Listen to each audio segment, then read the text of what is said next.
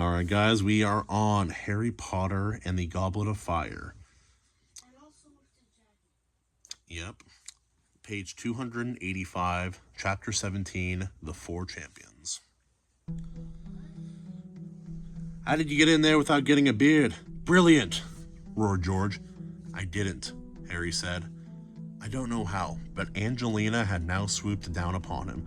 Oh, if it couldn't be me, at least it's a Gryffindor. You'll be able to pay back Diggory for that last Quidditch match, Harry, shrieked Katie Bell, another Gryffindor chaser. We've got food, Harry. Come and have some. I'm not hungry.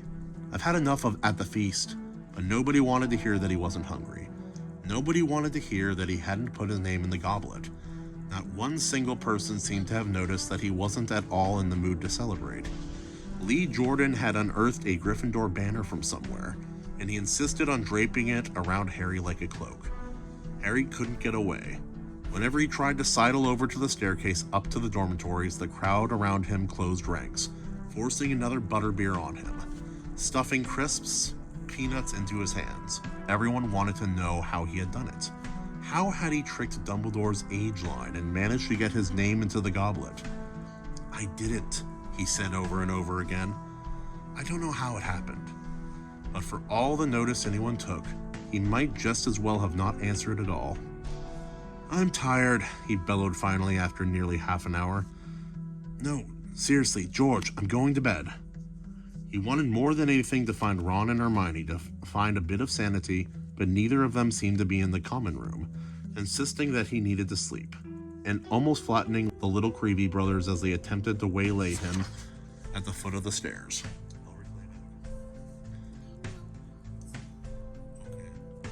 Harry managed to shake off everyone and climb up to the dormitory as fast as he could. To his great relief, he found Ron lying on his bed in the otherwise empty dormitory, still fully dressed. He looked up when Harry slammed the door behind him. Where have you been? Said Harry. Oh, hello, said Ron. He was grinning, but it was a very odd, a strange sort of grin. Harry suddenly became aware that he was still wearing the Scarlet Gryffindor banner that Lee had tied around him. He hastened to take it off, but it was knotted very tightly. Ron lay on the bed without moving, watching Harry struggle to remove it. So, he said, when Harry had finally removed the banner and thrown it into the corner. Congratulations. What do you mean, congratulations? Said Harry, staring up at Ron. There was definitely something wrong with the way Ron was smiling. It was more like a grimace. Well, no one else got across the age line, said Ron. Not even Fred and George. What did you use? The invisibility cloak? The invisibility cloak wouldn't have gotten me over that line, said Harry slowly. Oh, right, said Ron. I thought you might have told me it was the cloak, because it would have covered both of us, wouldn't it? But you found another way, didn't you? Listen, said Harry. I didn't put my name in the goblet. Someone else must have done it. Ron raised his eyebrows. What would they do that for? I don't know, said Harry. He felt as though it would sound very melodramatic to say, to kill me. Ron's eyebrows rose so high they were in danger of disappearing into his hair. It's okay, you know. You can tell me the truth, he said. If you don't want anyone else to find out, fine. But I don't know why you're bothering to lie. You didn't get in trouble for it, did you? That friend of the fat lady's, that Violet, she already told us Dumbledore's letting you enter. 1,000 galleons prize money, eh? You don't have to do an end of the year test either.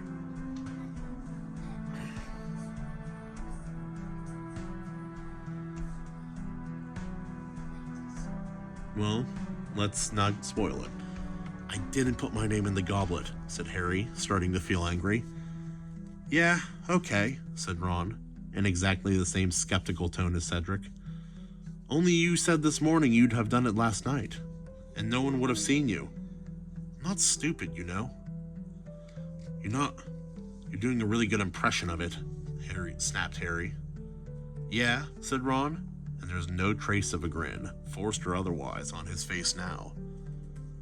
You want to go to bed, Harry. I expect you'll need to be up early tomorrow for the photo call or something.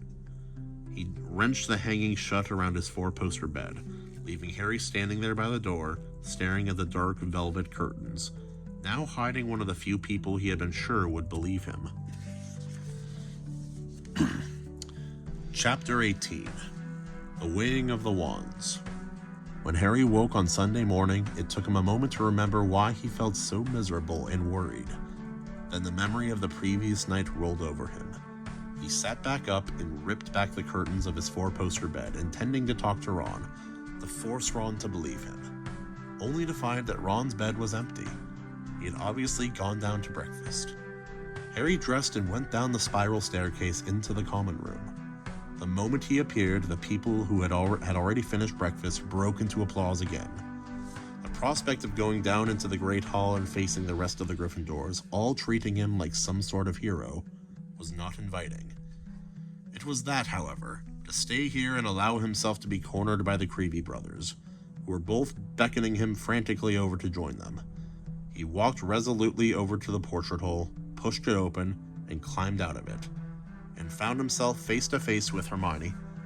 "Hello," she said, holding a stack of toast, which she was carrying on a napkin. "I brought you this. Want to go for a walk?" "Good idea," said Harry gratefully. They went downstairs, crossed the entrance hall quickly without looking into the Great Hall, and were soon striding across the lawn towards the lake, where the Durmstrang ship was moored reflected blackly in the water. It was a chilly morning, and they kept moving, munching their toast, as Harry told Hermione exactly what had happened after he left the Gryffindor table at night.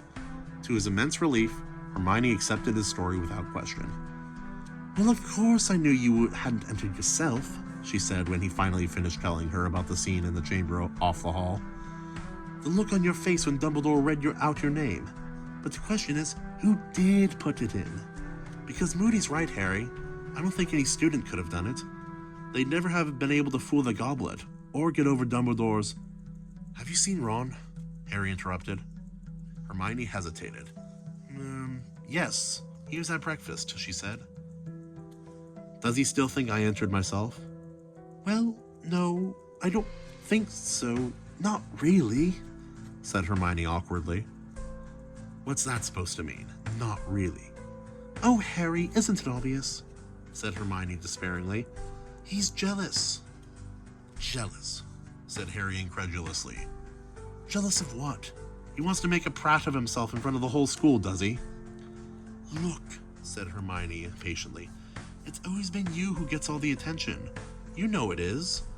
I know it's not your fault," she added quickly, seeing Harry open his mouth furiously. I know you don't ask for it, but, well, you know, Ron's got all those brothers to compete against at home, and you're his best friend. And you're really famous. He's always shunned to one side whenever people see you. He puts up with it, and he never mentions it. But I suppose this is just one time too many." "Great," said Harry bitterly. "Really great. Tell him for me I'll swap anytime he wants. Tell him for me he's welcome to it. People gaping at my forehead everywhere I go." "I'm not telling him anything," said Hermione shortly. "Tell him yourself. It's the only way to sort this out."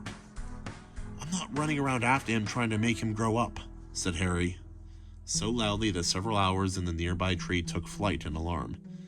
"Maybe you'll believe I'm not enjoying myself once I get my neck broken, or—" "That's not funny," said Hermione quietly. "That's not funny at all." She looked extremely anxious. "Harry, I've been thinking. You know what we've got to do, don't you? Straight away, the moment we get back to the castle." "Yeah, give Ron a good kick in the—" "Right, to Sirius. You've got to tell him what's happened. He asked you to keep him posted on everything that's going on at Hogwarts. It's almost as if he expected something like this to happen. I brought some parchment and a quill out with me." "Come off it," said Harry, looking around to check if they wouldn't be overheard. But the grounds were quite deserted. "He came back to the country just because my scar twinged. He'll probably come busting into the castle if I tell him someone's entered me in the Triwizard Tournament." "He'd want you to tell him," said Hermione sternly. "He's got to find out anyway." "How?" "This isn't going to be kept quiet," said Hermione, very seriously. "This tournament's famous, and you're famous. I'll be really surprised if there isn't anything in the Daily Prophet about you competing. You're already in half the books about you-know-who. You know, and Sirius would rather hear it from you. I know he would. Okay, I'll write him, said Harry, throwing his last piece of toast into the lake. They both stood and watched it floating out there for a moment, before a large tentacle rose out of the water and scooped it beneath the surface. Then they returned to the castle. Whose owl am I going to use? Said Harry as they climbed the stairs. He told me not to use Hedwig again. Ask Ron if you can borrow... I'm not asking Ron for anything. Well, borrow one of the school owls then. Anyone can use them, said Hermione. They went up to the owlery. Harry gave Harry a piece of parchment and quill and a bottle of ink, then strolled around in long lines of perches, looking at all the different owls, while Harry sat down against a wall and wrote his letter. Dear Sirius, you told me to keep you posted on what's happening at Hogwarts, so here goes. I don't know if you've heard, but the Triwizard Tournament's happening this year, and on Saturday night, I got picked as a 4th champion. I don't know who put my name in the Goblet of Fire, because I didn't. The other Hogwarts champion is Cedric Diggory from Hufflepuff. He paused at this point thinking. He had an urge to say something about the large weight of anxiety that seemed to have settled inside his chest since last night. But he couldn't think of how to translate it into words, so he simply dipped his quill back into the ink bottle and wrote, Hope you're okay, and Buckbeak, Harry. And that's the end, guys. That's the end of reading for tonight. We'll come back to it hopefully tomorrow night. What time is it? Past your bedtime. Tell me what time is it? No. All right. Good night, boys. Is it 9 o'clock? No. Good night, boys. She was joking. Daddy, I know. I'm positive. I know how to shower. You did have a shower. I did. At swimming, yes, you did. You laughing because you're on camera?